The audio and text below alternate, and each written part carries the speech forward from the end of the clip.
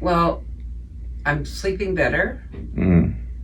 I may only sleep 5 hours, but before I was only sleeping a couple hours, up and down, things coming back in my mind about work. So that was my PTSD stuff was coming.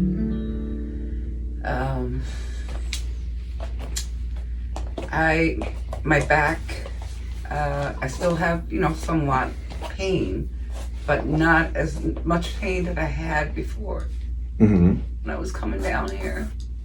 Mm-hmm. And when the doctor told me that I would have to have my back done again, and then the next lumbar, I didn't want to have more surgery because I just had my neck surgery. Mm-hmm. So when he told me, he said, look, go find a good place, wellness place, physio, trainer, whatever you need to get your arm, because I could only get my arm up this side, the left one. The right one was a little bit better. And I still had the tingling in my fingers and my knees, my legs, everything was painful. And now I'm at a level of being able to need to be strengthening now my arms, because I do find when I go to pick up something, I don't have the pain, just a little bit of pain here. But when I go to pick up things, I can feel the weakness in my arms. Mm. So, and that part of, and then the neuropathy in my feet is better. And the fasciitis is gone. Plantar fasciitis. Plantar fasciitis, yes, gone. Yeah. Wow. And I feel so much better. I look forward to getting up in the morning, and I look forward to doing shuffleboard, going to a movie, going out for supper with my husband, whereas before I would be in the house and not wanting to go out. Mm. And the summer was really hard on me with the anxiety and the PTSD and the depression. Mm. And I don't want to go back there. Mm. Well, we got rid of the cane. Yeah. And then, without knowing that was going to happen necessarily. First day, yeah. Yeah, and so then you swam, and one of your wives was 20 laps, but you did 40. Yes. And then the next time you went, they kicked you out of the pool because you just wouldn't stop. I did 50, yeah. Exactly. You ran out of time, and they said, hey, lady, there's other people who want to use the pool. You got to get out of here. Yeah. Is that a true story or not? Yeah, there was a guy waiting, and I told him that I was getting out to let him in. I want to get back to the way I used to swim. Mm. And I know when I do the front crawl, this arm is not going properly because the weakness is in it. It's not that it pains a little bit here, but I would never have considered of going back. I thought I was done with swimming. I haven't swam in 3 years, and that's something I really enjoyed. I used to go 3 times a week. Mm. So that's a big thing for me. What did the people around you who saw you like 2 months ago, what did they say? They couldn't believe how my spirit has come back. Mm. And the spirit that I had probably 3 years ago, they always saw me. And they're elderly people. Mm. And we hug every morning, and several of them came to me and said, Barbie, the difference we have seen this year in you is unbelievable. This has worked quicker. And so you were putting off these sessions with your psychologist, and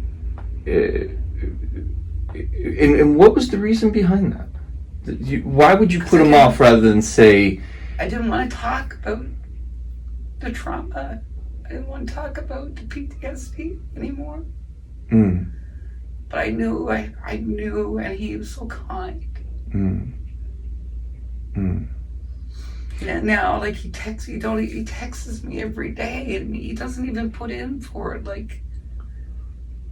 And I told him not to worry about me, because I said I got Jamie, and he's been working with me on my mental state also.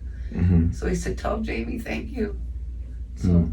What if I told you that the mind changes as we change the body. Is that something that you can identify with? Yes, because I haven't done anything. Like my swimming. I love swimming. We have a pool right in Stephenville. It's 5 minutes away. And I couldn't bring myself to go out around people. Because if people asked me how I'm doing, then I would break down. And I didn't have the